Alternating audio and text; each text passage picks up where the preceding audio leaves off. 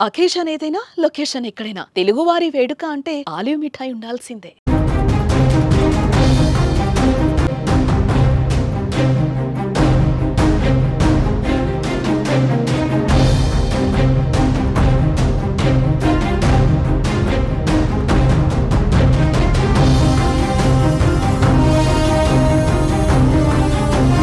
Operation Sindoor ఈ పేరు వింటేనే పాక్ గుండెల్లో గుబులు రేగుతోంది. ఇండియా మెరుపు దాడుల నుంచి పాక్ ఇప్పట్లో కోలుకునే పరిస్థితి లేదు. భారత్ కొట్టిన దెబ్బకు ఉగ్ర స్థావరాలు పేకమేడల్లా కూలాయి. అమాయక ప్రజల ప్రాణాలు తీసే 100 మంది ఉగ్రవాదులు హతమయ్యారు. మరికొందరు ఆసుపత్రి పాలై ప్రాణాలతో పోరాడుతున్నారు. ఇంతలోనే ఆ దేశానికి మరో షాక్ తగిలింది.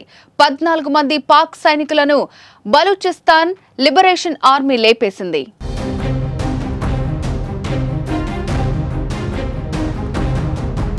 పాక్ పక్కలో బల్లంలా స్వతంత్ర దేశం కోసం పోరాడుతున్న బలూచిస్తాన్ ఇటీవల కాలంలో మరింత గొంతు పెంచింది. పాక్ సైన్యానికి ప్రభుత్వానికి చుక్కలు చూపిస్తోంది. అవకాశం దొరికితే చాలు పాక్ సైనికుల గుండెల్లో తూటాలు దించుతోంది. వారం రోజుల క్రిందటే బలూచిస్తాన్ దాడిలో పెద్ద ఎత్తున పాక్ సైనికులు ప్రాణాలు కోల్పోగా తాజాగా మరో 14 మంది సైనికులు హతమయ్యారు. పాక్ ఆర్మీ వాహనంపై రిమోట్ కంట్రోల్తో ఐఈడీ బాంబును పేల్చి హతమార్చింది. ఇండియా దాడి నుంచి కోలుకోకముందే పాక్ ఆర్మీకి తీవ్ర నష్టం చేశారు. ముచ్కుంద్ ప్రాంతంలో ఈ సంఘటన జరిగినట్టు సమాచారం.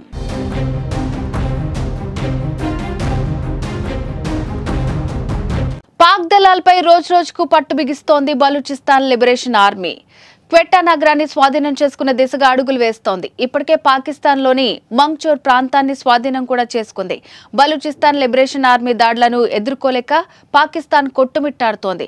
ఒకవైపు ఇండియా, మరోవైపు బలూచిస్తాన్తో పోరాటానికి ఆ దేశ సైనిక శక్తి సరిపోవటం లేదు. పాకిస్తాన్కు ఈ పరిస్థితి రావడానికి కారణం ఆ దేశ నాయకుల అనాలోచిత నిర్ణయాలే.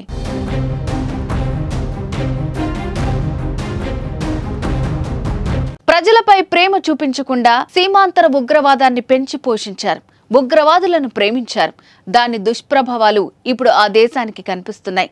పెహల్గాం దాడితో మరోసారి భారత్ను రెచ్చగొట్టి తన పతనాన్ని తానే కోరుకుంది. పెహల్గాం తర్వాత ఆ దేశ పరిస్థితి దయనీయంగా మారింది.